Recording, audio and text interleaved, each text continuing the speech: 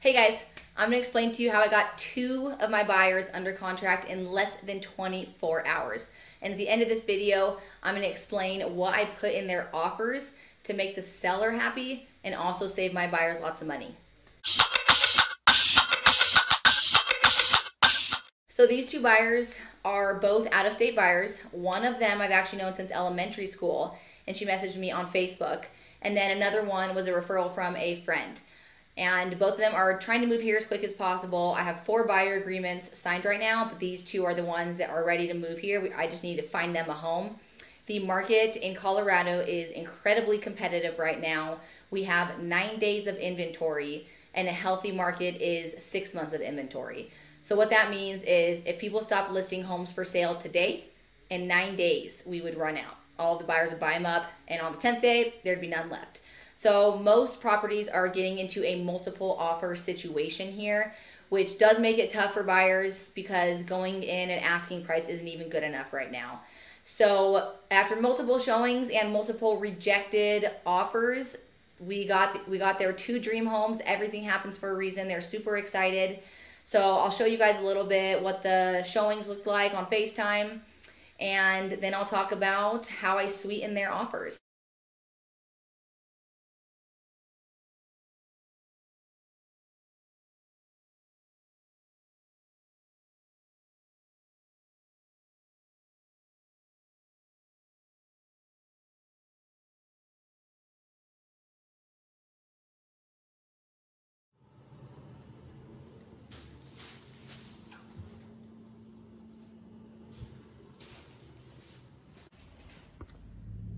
Another year, another day, another house shopping Saturday.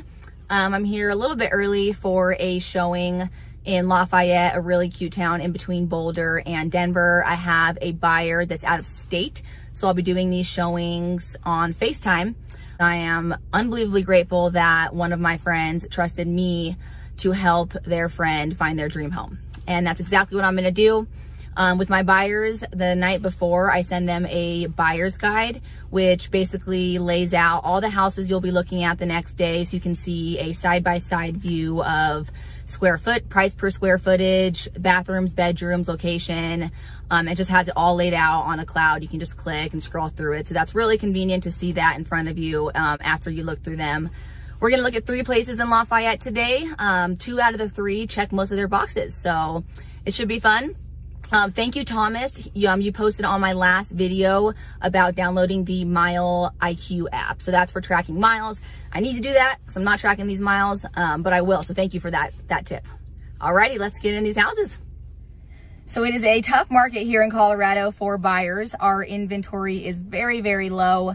I'm working with 2 out-of-state buyers that are moving here. They're trying to move here as soon as possible. I've written 4 offers total, and we've gone in at least asking price, and all 4 of them have been rejected. One of them was a bidding war that lasted all day, and we actually ended up being, out of 11 or 12 offers, we were the top, but the listing agent said there was one offer that was $2,000 less than ours. So they would accept our offer if we agreed to waive the inspection completely, because that's what the other buyer offered. And I was not comfortable with that. My client's not comfortable with that. So we passed on it. I'm not worried about losing out on offers because I do believe that everything happens for a reason. Their dream home is coming. We are just moving on to the next one.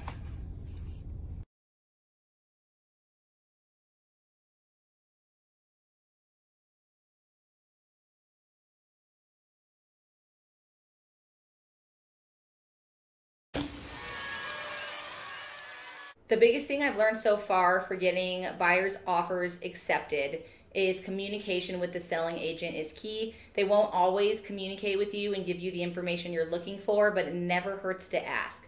So the first one, we put a property on over the weekend. I reached out to the selling agent and she said there was 3 other offers already in, and I asked for a price range. I said, is this price range going to be competitive? She said yes. So I asked my buyers, how much do you want this house? Because I think if we go in at this price, there's a 75% chance we're gonna get it. My buyer said we want this house. So we went a little bit over the range that the selling agent said was competitive. She sent me an email later that evening saying the seller's it was well-received offer, and we're most likely going to accept. We just have to wait until the acceptance deadline. So I didn't call my buyer and tell them that, because you never want to get their hopes up too high in case someone else comes in with a higher offer. You just never know. Don't get buyers' hopes up unless the contract is signed by the seller. And then in the morning, she called and said we were accepted, we're going under contract, and we're moving forward with the deadline dates.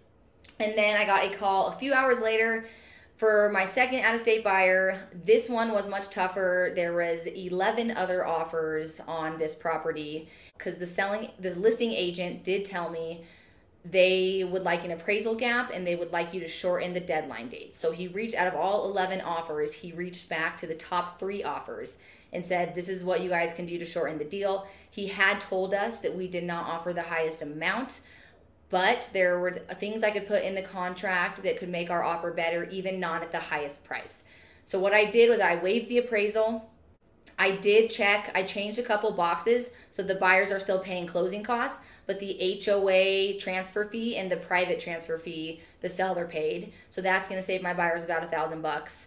And then the washer and dryer. That is a really nice washer and dryer in there. So I straight up asked the selling agent, I'm like, hey, my buyers really loved it. It seems like your sellers have already moved out. They'd be happy to take it, but I don't want to put it in the inclusions of the contract if it's going to be a deterrent. He said they can have it. So I put that in there, and then I shortened the closing date by over a week. So we are closing in 3 weeks from today. So it's a very quick closing. The seller agent called me and said it wasn't the highest price offer, but because you waived the appraisal and it's a quick closing, they want to go with you guys. So my buyers got it. Both buyers in the same weekend, 2 phone calls in less than a few hours saying we're under contract. So it doesn't always need to be the highest price. I would say that communication with the selling agent and communication with your buyers is the most important thing. And always ask the buyers, how much do you want it? If I get a phone call that says we're not accepted, are you going to be extremely upset, or are you going to be ready to move on to the next one? And get a feel for their answer, get a feel for how they're feeling about the property, and then you can help guide them to the best way to write the contract for them. So I'm super excited. It's going to be a busy month, but it's going to be a fun month. All right, you guys, that's it. Let me know if you have any questions, and thanks for watching.